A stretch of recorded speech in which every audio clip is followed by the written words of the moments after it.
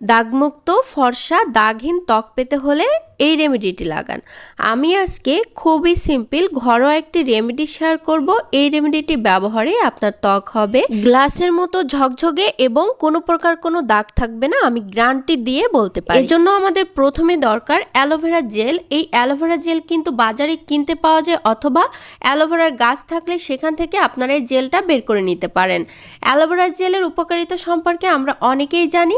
এটা মুখের আর্দ্রতা ধরে রাখা থেকে শুরু করে মুখের জেল্লা ফিরিয়ে দেওয়া পর্যন্ত সবই করতে পারে এই অ্যালোভেরা জেল। এতটা গুণে গুণান্বিত এই অ্যালোভেরা।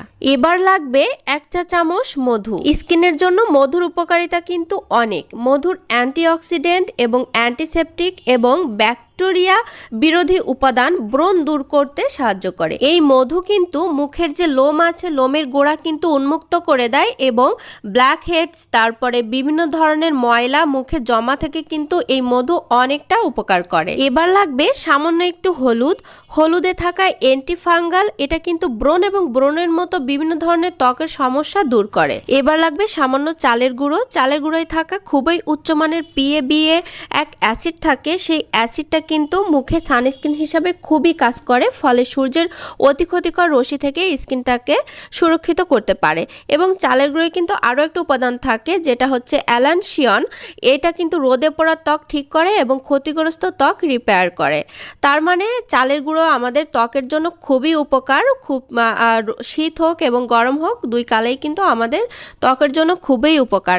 এবার আমরা এই যে উপাদানগুলো সব ব্যবহার করলাম, এই উপাদানগুলো একসাথে ফেটিয়ে এরকম একটা ক্রিমি করে নিব। আপনারা এই উপাদানগুলোর উপকারিতা সম্পর্কে গুগলে সার্চ করে কিন্তু দেখতে পারেন যে এই উপাদানগুলোর উপকারিতা কেমন আমাদের স্কিনের জন্য। এবার একটা কটন নিয়ে আমরা এটা আমাদের স্কিনে অ্যাপ্লাই করব। আমি আমার হাতে অ্যাপ্লাই করে দেখাচ্ছি।